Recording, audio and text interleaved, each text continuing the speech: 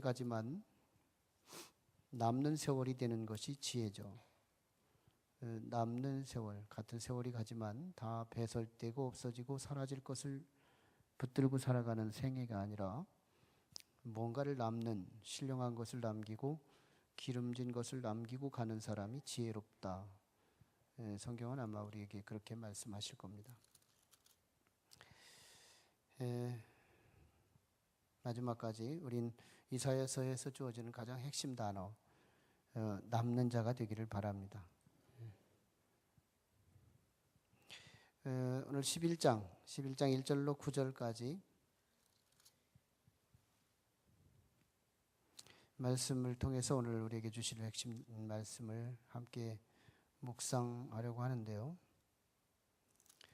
어떤 면에서는 이제 9장 8절 이하 그리고 10장 24절 이하의 대맥을 통해서 오늘 본문이 조명되어야 합니다.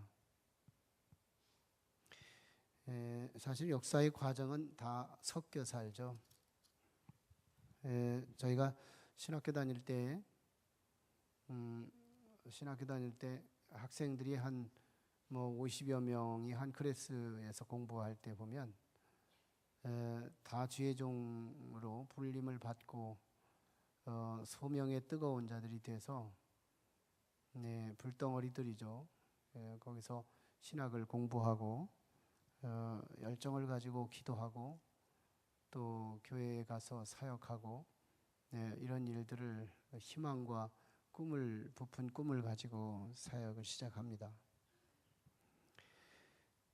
시작할 때는 거의 다 뒤섞여서 이목구비가 같고 나이가 비슷비슷하고 또 꿈들이 같고 그 꿈들이 동일하기를 기대하고 그렇게 시작하지만 조금 지나고 나면 먼저 가는 자가 있고 늦게 가는 자가 있고 더 시간이 지나고 나면 풍성한 자가 있고 가난한 자가 있고 더 시간이 더 지나고 나면 실패자가 있고 성공자가 있고 더 시간이 지나고 나면 아예 믿음을 잃어버린 사람이 있고 믿음으로 하늘을 찌르는 사람이 있고 시간이라고 하는 것이 더해질수록 사람들이 똑같이 동일선상에서 시작을 하지만 그렇게 갭이 나게 하더라는 겁니다. 자, 우리가 참 그 지혜, 우리 인생을 살아가는 비록 그 신학생들의 그 클래스 안에서만 이루어지는 일들이 아니고 어떤 의미에서는 우리 직장에서도 그렇고 또 우리 지인들과의 만남, 그 공동체 또는 우리 교회 안에서의 지금 우리 신앙생활하는 우리 교우들 이 가운데에서도 지금이라고 하는 시점은 어떤 면에서 거의 동일해요.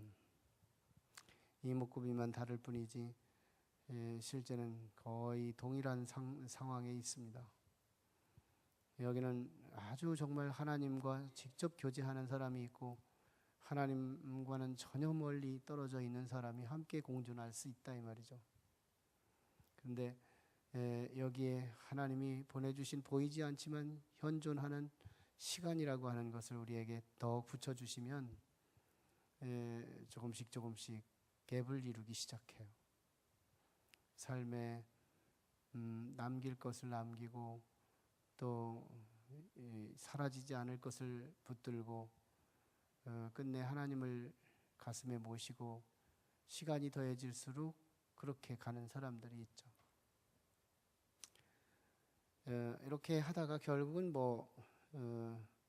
그 공동체의 어떤 목표 지점의 끝자락도 있겠지만 역사의 모든 인류의 끝자락이 반드시 올 거죠. 이 과정을 통해서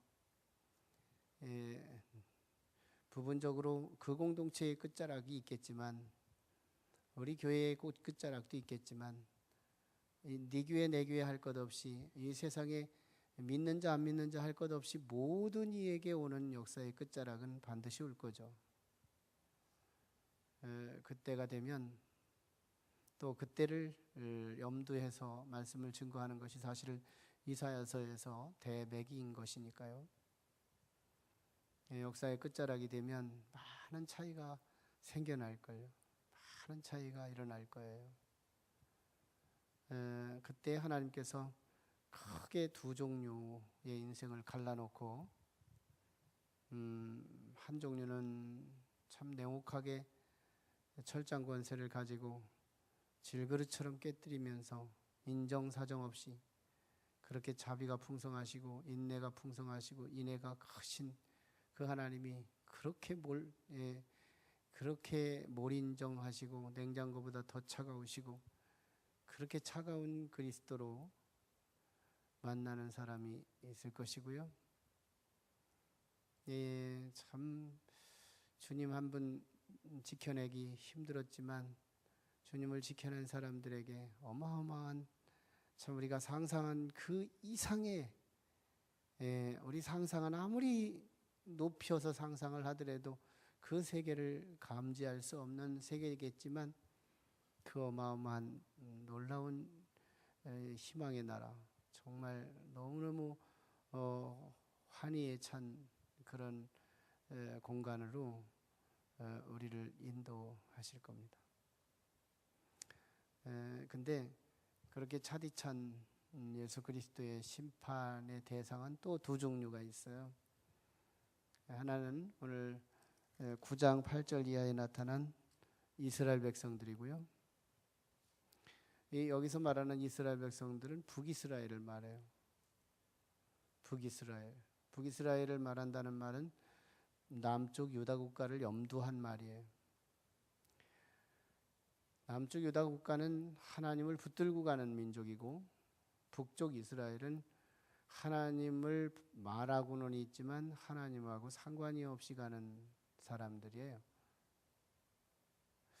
이 사람들이 이제 9장 8절 이하의 메시지가 되는 거고요. 10장 24절 이하에는 아수르 사람들이 그러니까 하나님의 백성들을 하나님께서 기회를 줬다고 하나님의 백성들을 때리라고 했다고 그렇게 몰차게 때릴 수가 없는 거예요. 기회를 한번 줬더니 그렇게 몰인정하고 그렇게 잔인하고 그렇게 이스라엘 백성들을 힘들게 했던 그 아수르의 주역들 하나님께서 심판하시게 되는 거예요. 그러니까 북이스라엘 백성들을 심판하겠고 또 아수르 사람을 심판하겠고 이사야서에서 굉장히 어떤 심벌 같은 메시지를 주시는 건데요. 역사의 심판의 때는 두 종류가 심판당한다는 거예요. 하나는 신앙의 모양은 있지만 하나님과 닿지 않은 사람들. 그게 북이스라엘 아니겠어요? 북이스라엘. 하나님 말은 여전히 하면서도 하나님을 운운하면서도 하나님께 제사의 모양 다 갖추면서도 하나님과 상반된 삶을 살아가는 그런 사람들이 있죠. 그 사람들을 9장에서 심판해요. 10장에서 심판하지 않고. 난 이 순서도 굉장히 의미가 깊다고 봐요. 신앙의 모양을 갖추고 실제는 안 믿는 자와 거의 흡사하게 살아가는 그 사람들을 먼저 심판한다는 의미가 있어요. 모르는 사람들은 몰라서 죄를 지었다고 하지만 하나님을 아는 사람들이 알면서 죄를 지었다는 것은 더 악한 자라고 인정될 수 있는 이유가 될 수 있죠. 그게 참 두려운 일이에요. 우리가 하나님을 믿는다고 할 적에 역사의 심판의 영역 안에 넘버 원이 될 수 있는 북쪽에 사는 이스라엘, 금송아지를 만들어 놓고 단 위에 그리고 또 세겜 땅에 또 단에 이쪽에 길갈 땅에 세워놓은 이 금송아지 두 마리를 상부와 하부 위치에 세워놓고 이스라엘 백성들에게 절기를 마음대로 세워서 섬기게 하고 악한 짓을 다 하고 그렇게 했던 북이스라엘을 먼저 심판하겠대요. 그리고 아수르를 다음에 심판하겠대요. 아수르는 의인들을 괴롭힌 죄값을 따지는 거고요. 예수 그리스도를 죽인 죄값을 따지는 거고요. 오늘 우리들을 괴롭힌 죄값을 따지는 것이겠죠. 하나님의 역사의 끝자락에서 역사의 중간자락에서는 보이지 않았던 그것이 역사의 끝자락에서 선명하게 나타날 그 심판, 그때에 넘버원이 교회 안에 안 믿는 자를 먼저 치겠다는 거예요. 이사야서에서 주시는 이 교훈이 얼마나 무서워요.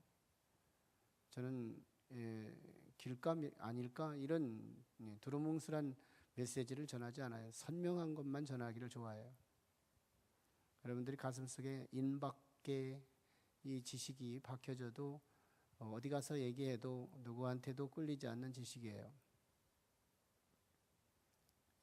정말 성도라는 이름은 있지만 실제는 성도가 아닌 사람들 하나님께서 가장 먼저 치시겠다. 이거는 겁주려고 하는 것은 아니에요. 절대로 겁주려고 하는 게 아니에요. 근데 아직 심판의 역사의 끝자락에 이 소리가 들리지 않고 사실은 역사의 중간자락에서 이 소리를 지금 듣고 있다는 것은 하나님의 무서움을 전하려고 하기보다는 우리에게 기회를 제공해 주시는 하나님의 은총이기도 해요. 이게 먼저 들렸다는 게 얼마나 감사한 일이에요. 이 인식도 없이 우리는 그저 하루하루를 흘려보낼 수 있는데 이 인식이 중간자락에서 다시 한번 생각할 수 있는 이 기회를 하나님이 주셨다는 것이 얼마나 큰 은총이에요. 내가 하나님을 믿고 있다고 하는 내 위치, 나의 신앙의 그 포지션이 과연 하나님과 닿는 자리 맞나 한번 검토할 필요가 있죠. 아수르가 심판당하는 건 너무나 자명한 일이기에 그것을 우리가 깊이 묵상할 이유는 없어요. 심판이 있다는 사실만 기억하고, 사실 우리가 기억해야 할 것은 이사야 9장에 나타난 이스라엘의 심판을 관심해야 할 부분이죠. 그리고 나서 남유다의 국가, 그렇다고 해서 남유다 국가 모두가 다 그런 대상이라는 말은 아니에요. 대부분이 남유다 국가에 하나님의 진정한 믿음의 사람들이 있었죠. 환경은 참 중요하죠. 왜 북이스라엘로 갔는가 말이죠. 그쪽에 간 사람들은 거의 다 금송아지 섬기고 하나님 가슴 아프게 하는 주역들이 됐지만요, 예루살렘 주변에 살았던 사람들은 본의 아니게 본이게 그들은 하나님을 섬기는 일에 굉장한 심장부 역할을 감당했어요. 그로 인해서 어떻게 해요? 바벨론으로 끌려갔다가도 다시 돌아오는 놀라운 행운, 그런 놀라운 렘넌트, 돌아온 자가 됐어요. 남은 자가 됐어요. 자, 이 남은 자들에게 주실 하나님의 환희, 놀라운 미래의 비전, 가장 좋은 것은 아직 나오지 않았다고 하는 가장 신령한 세계가 오늘 11장 1절로 9절에 전개되고 있어요. 소위 하나님 나라입니다. 이스라엘 백성들이 참 역사의 질곡 가운데서 이사야서를 들으면서, 특별히 오늘 11장을 들으면서 얼마나 참 미래가 뻥 뚫리는, 의인들에게는 이 소리가 뻥 뚫리는 소리가 돼요. 세상에 과연 이런 세계가 있을까? 근데 온다는 거예요. 얼마나 참 암담한 역사의 암흑기에 11장의 소리를 들었을 때 이스라엘 백성들의 입장에서, 남쪽 유다 국가의 백성들의 입장에서, 그리고 바벨론으로 끌려갔다가 다시 믿음으로 끝내 승리하고 남은 자가 되어 돌아오는 그들에게 이 11장은 얼마나 뻥 열리는, 사람이요 지금의 현존에 아무리 어려워도 내일이 보이거나 내일을 만질 수 있다는 희망이 우리 안에 자리 잡으면 오늘 하루 종일도 거꾸로 서서도 있을 수 있어요. 고난 따위는 고난으로 역할을 하지 못합니다. 왜 우리에게 다가오는 어려움이 어려움으로 닥치느냐? 그 영역의 미래가 안 보이기 때문인 거예요. 너무너무 작은 부분에서도 우리는 너무 지치고 힘든 이유는 그 분야의 내일이 안 보이기 때문인 거예요. 그 분야의 내일의 벼랑 끝이 보일 때 사람들은 오늘의 머리카락 하나 빠지는 것도 괴로운 거예요. 너무너무 힘든 거예요. 이스라엘 백성들에게 뻥 뚫리는 11장. 이게 이스라엘 역사의 그 깜깜한 시대를 이겨내는 얼마나 큰 축복이었는지 몰라요. 하나님 나라 역사의 끝자락에 이루어 주실 이스라엘 백성들이 이걸 가지고 역사의 질곡을 이겨낸 거잖아요. 자, 하나님 나라의 시작 1절입니다. 이새의 줄기에서 또 그 뿌리에서 놀라운 한 싹이, 한 가지가, 하나님 나라는 이렇게 시작한다는 거예요. 믿음을 끝내 이긴 자들에게 주실 은총의 나라, 하나님 나라의 이런 역사로 시작된대요. 역사의 과정 속에 이 문제는 이미 하나님께서 역사의 현실 속에 실현하신 하나님이 심어놓은 소망의 씨앗이죠. 그게 겨자씨죠. 예수님께서 이 땅에 오셔서 산상수훈에서 말씀하셨던 이 복음의 가장 핵심 겨자씨 비유죠. 겨자씨. 하나님 나라는 겨자씨와 같다. 이렇게 말씀하신 것처럼요. 한 싹, 한 가지. 너무 미약하죠. 과연 여기서 무슨 하나님 나라가? 그게 바로 예수님이시거든요. 예수님 오시기 전 구약시대의 다윗이었고요. 그 한 사람이 무슨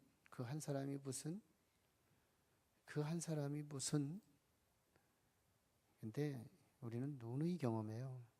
한 사람 잘 세우면 그 주변 사람들 바짝바짝 일어나는 걸 보고요. 한 사람 잘못 세우면 그 주변 사람들 그렇게 잘 눕는 것을 또 봐요. 한 사람의 역사는 그리스도까지 가지 않아도 우리는 너무너무 가까이서 볼 수 있는 현상들이에요. 한 싹, 한 가지, 겨자씨 하나, 다윗 한 사람, 사울 한 사람 때문에 이스라엘이 얼마나 먹구름이 되고요. 다윗 한 사람 때문에 이스라엘이 얼마나 희망의 나라가 돼요. 그런데 하물며 그리스도의 한 분, 예수님 한 분, 1절에서 예수님이 소개된 겁니다. 하나님 나라는 예수님으로 시작해요. 하나님 나라는 예수님이 다스리시는 나라, 이 한 싹이 움직이는 나라, 한 가지가 활동하는 나라, 겨자씨가 싹이 트는 나라, 놀라운 생명력으로 사람을 깜짝깜짝 놀라게 하는 나라. 그런데 거기에 뭐가 있을까요? 보이지는 않지만 역사하는 영, 2절이죠. 그 위에 여호와의 영, 곧 지혜와 총명의 영, 무략과 재능의 영, 지식과 여호와를 경외하는 영이 강림하시리. 예수 그리스도와 성령의 합체죠. 그래서 예수님의 역사는 성령의 역사였어요. 예수님의 활동은 성령의 활동이었어요. 예수님의 행적은 사도행전 자체였습니다. 자, 그분이 역사의 끝자락에 오셔서 뭐 하실까요? 그가 여호와를 경외함으로 즐거움을 삼을 것이며 그분 자체가 믿음의 모범이에요. 그분 자체가 하나님을 즐거움으로 삼는 분이에요. 그분 자체가 우리의 신앙의 영원한 모델이 돼요. 하나님을 즐거움으로 삼을 것입니다. 근데 그분의 심판은 그저 어설프게 누구에게 제3자에게 들은 말 가지고 심판하지 않아요. 들리는 대로 섣부르게 본 것대로 이러지 않아요. 확실한 증거들을 가지고 우리 주님은 심판하신다는 거예요. 그리고 그분이 다스리는 나라에 두 가지 기준이 있는데요. 하나는 공의요. 4절에 나타난 공의, 5절에 나타난 공의. 이 공의는 너무너무 공평해서 누구도 불평할 수 없는 잣대예요. 너무너무 옳아서 누구도 불의하다고 틀리다고 말할 수 없는 잣대예요.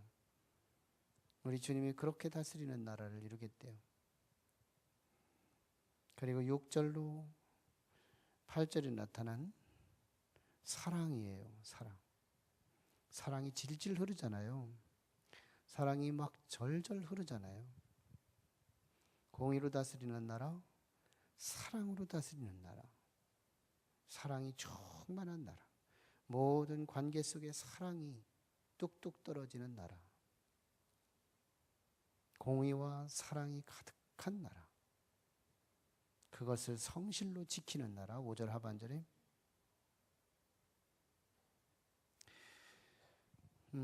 그래서 무슨 나라가 될까요? 평화의 나라. 평화의 나라. 6절로 6절로 9절에 평화의 나라. 평화. 얼마나 평화로워요. 거기는 적대감이 없는 나라. 거기는 갈등이 없는 나라. 거기는 모순이 없는 나라. 거기는 미움이 없는 나라. 거기는 욕심이 없는 나라. 거기는 먹을 것이 충만한 나라. 근데 이 땅에서 왜 우리가 자꾸 이리가 양을 잡아먹을까요? 표범이 어린 염소를 잡을까요? 송아지와 사자가 왜 적대할까요? 암소와 곰이 적대하고 독사의 입에 손가락을 가까이 대기만 하면 물어버릴까요? 예, 먹을 것 때문에 그런 거예요. 배고픔 때문에 그런 거예요. 너를 해치우면서 나를 배불리고 싶은 마음 때문에 그런 거죠. 한마디로 욕심 때문이죠. 욕심. 근데 하나님 나라는요, 사자가 고기를 먹지 않아도 돼요. 그래서 풀만 먹어도 돼요. 다 욕구가 채워진 나라, 먹을 것이 굽이 된 나라. 그래서 이 땅에서 먹던 그의 음식의 종류가 바뀌는 나라. 그래서 너를 해칠 필요가 없는 나라. 그래서 이리와 양이 친구가 되는 나라. 표범과 어린 염소가 함께 눕는 나라. 동침하는 나라. 송아지와 어린 사자가 또 어린아이와 함께 어린아이의 손에 끌려다니는 나라. 암소와 곰이 함께 식탁을 같이 나누는 나라. 사자가 풀을 뜯어먹는 나라. 젖 먹는 아이가 독사의 굴에 손을 넣다 뺐다 해도 재미가 있는 나라. 젖된 어린 아이가 독사의 굴에 손을 넣고 즐기는 나라. 그럼에도 불구하고 9절에 해됨도 없고 상함도 없는 나라. 그러면서 하나님 나라는 또 한 가지, 이 땅에서는 하나님 있을까 없을까 하는 나라지만 경험 조금 하면 하나님 있다고 말하는 나라. 그러나 경험이 조금만 부재되면 하나님 없을지도 모른다고 하는 나라. 하나님을 안다고 하지만 억만분지 1밖에 모르는 나라. 불완전한 지식. 이 땅이죠. 성경을 수십 번 읽어도 하나님을 없다고 할 수 있는 나라. 근데 놀랍습니다. 주님이 다스리는 나라. 하나님을 너무너무 많이 알게 하는 나라. 야, 그게 다 하나님이 하신 일이었구나. 하나님이 개미를 시켜서 땅을 청소한 나라. 아, 개미를 하나님이 시킨 거였구나. 벌레를 시켜서 하나님이 시켜서 벌레를 통하여 땅을 청소하셨구나. 하나님이 시켜서 암의 질병을 통해서 사람을 이 세상에 가다가 말게 했구나. 하나님께서 몸은 건강하기에 교통사고 나서 데려가셨구나. 하나님께서 그렇게 아팠는데 극적으로 치료하게 하셨구나. 하나님께서 그렇게 불행했는데 역전되게 하셨구나. 다 하나님이 하신 거였구나. 그게 나는 자연인 줄 알았더니 자연이 했다고 했던 그 모든 것이 다 하나님이 하신 거였구나. 다 하나님의 신경계에 붙어 있었던 거고 모든 것은 다 하나님 없이는 아무것도 움직일 수 없었던 거구나. 하나님에 대한 지식이 억만분지 1밖에 안 됐던 우리 지식이 100이면 100까지 꽉 차서 물이 바다를 덮음같이 너무 많이 알게 되는 나라. 그 하나님 자체가 나의 태양이 되고 그 하나님 자체가 나의 존재의 근거가 되고 그 하나님으로 먹지 않아도 배부른 나라. 예, 이 나라를 우리에게 약속한 거예요. 남유다국가 그 역사의 깜깜한 시점에서 이 말씀을 던져주신 거예요. 이스라엘이 정말 얼마나 역사 속에서 얼마나 모질게 고난을 당했던가요? 한 사람에 의해서 한날 한시에 600만의 사람들이 죽어 자빠지는 어마어마한 시련을 당한 나라. 70년씩이나, 우리는 36년이지만 70년씩이나 끌려가서 그렇게 사람 대접을 받지 못하던 나라, 그렇게 고난이 특심했던 나라, 그 나라의 그 시점에 이렇게 상상할 수 없는, 감당할 수 없는 이 어마어마한 나라를 지금 소개했을 때 이스라엘 백성들이 여기에서 힘을 걷고, 내가 소망만 있으면 물구나무 서도 이 땅이 좋다고, 소망만 있으면, 소망이 없으니까 머리카락 하나 빠진 것도 자존심 상해서 이웃을 죽여버리고 싶은 그런 마음이 있는데, 소망이 있으니까 손자가 와서 수염을 다 뽑아도 사랑으로 보여지는, 이게 소망 문제죠. 소망 문제예요. 근데 이게 믿음 있는 사람들은 이 말씀이 지금 나한테 주시는 메시지로 들리죠. 믿음이 없는 분은 이게 그저 듣기 좋으라고 써놓은 말이라고 들릴 거예요. 믿음대로 될 거예요. 오늘 우리는 각각 자기 것이 되기를 원해요. 예, 우리의 미래예요. 나와 상관된 말씀이에요. 내 거예요, 내 거. 이 말씀을 내 믿음으로, 믿음의 수저로 떠서 이 말씀을 가지고 우리 가슴에 절대 소망을, 상대 소망이 아니라 절대 소망, 어떤 상황이 돼도 이 소망을 취소되지 않고, 이 소망이 찢어지지 않고, 이 소망이 취소되지 않는 절대 소망. 지금 어려워도 아직 정말 좋은 나라는 아직 오지 않았어. 그래서 물구나무서도 나는 이 나라를 기다릴 거야. 어떤 어려움이 와도 나는 이 하나님 나라를 빼앗기지 않을 거야. 이거 믿음 있는 사람만 가질 수 있는 특권이에요. 가장 억울한 사람은 다 알 거 다 알면서도 자기 것을 못 갖는 거. 거기 가면 뭘 만날 수 있다고 하는데도 내가 지금 그걸 제할 수 없다고 하는 그 사람이 가장 불쌍한 거죠. 우리는 이 어마어마한 절대 희망, 이거 우리 말씀이에요. 그들의 말씀이지만 동시에 우리의 말씀이에요. 이런 나라, 욕심이 필요치 않은 나라, 이 땅에서는 너를 죽여야 내가 살 수 있는 때가 많아요. 네 것이 사라져야 내 것이 풍부해질 때가 많아요. 그래서 참 이 세상은 하루를 살아도 지치고 힘들고 어려운 거지만, 하나님은 믿음으로 끝까지 남은 자들에게 이 약속을 하고 있어요. 남아야 되지 않겠어요? 조금만 어려우면 세상으로 나가는 허약한 신앙인이 아니라, 어떤 어려움이 와도 나는 그리스도에게 붙어서 남은 자가 되겠다. 남은 자가 되겠다. 끝까지 남아야 되겠다. 끝까지 남아서 내가 정말 이 어마어마한 이 세상에서, 이 지금 소개된 이 세상에서 이리와 어린 양, 그 이리가 나를 힘들게 하는 그분이에요. 그 표범이 나를 힘들게 하는 그 사람이에요. 예, 그 곰이, 그 독사가, 우리는 실제적으로 내 지금의 역사의 현장에서 나를 힘들게 하는 그거예요. 그것 때문에 지금 우리는 힘을 쓰고 있고 괴롭고 고통스럽잖아요. 조금만 참으려는 거예요.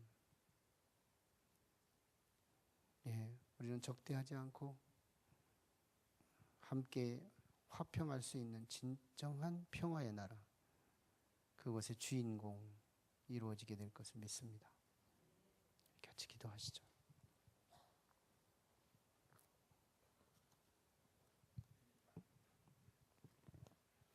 사람 누구나 힘들어요.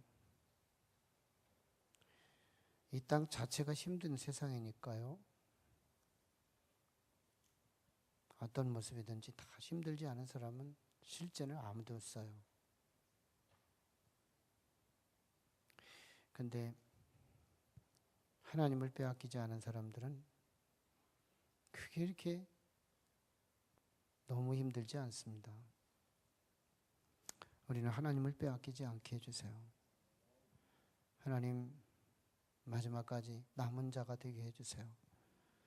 믿음으로 남은 자, 하나님 앞에 남은 자, 까지 하나님 앞에 남은 자가 되도록 하나님 도와주시옵소서. 우리 하나님 앞에 남지 못하도록 얼마나 많은 사자를 보내고 독사를 보내고 곰을 보내고 이리를 보내고 얼마나 우리의 현장에 우리를 유혹하고 그리스도와 나 사이를 떼어놓으려고 인본적인 신앙으로 우리를 접근해 오는지 몰라요. 하나님 바라보며 어떤 어려움 속에서도 하나님께 탁 붙어서 하나님 눈치 보면서 하나님께 비유를 맞추면서 하나님 나라, 이사야 11장이 주신 하나님 나라를 똑바로 바라보면서 오늘의 고난을 이겨나가는, 그래서 마지막까지 남으면 이 나라가 내 것 된다는 이 확신을 가지고 하나님 앞에 우리 같이 기도로 나가길 바라고요. 우리 교회 위에서 피값으로 세우신 교회 견고하게 하시고 말씀 충만, 성령 충만, 능력이 충만, 은혜가 충만하게 도와주시고 주의 종을 위해서 간절히 기도해 주시고 우리 MD 사역자들, 우리 셀 사역자들, 우리 인력 사역자들, 우리 교회의 모든 보이지 않는 믿음의 엔진들 아버지 하나님께서 일일이 챙겨주시고 그리스도를 향하여 수고하고 애쓰는 모든 영혼들마다 한없는 은총을 받게 도와주시옵소서. 우리 나라와 민족을 위해서 같이 기도해야 합니다.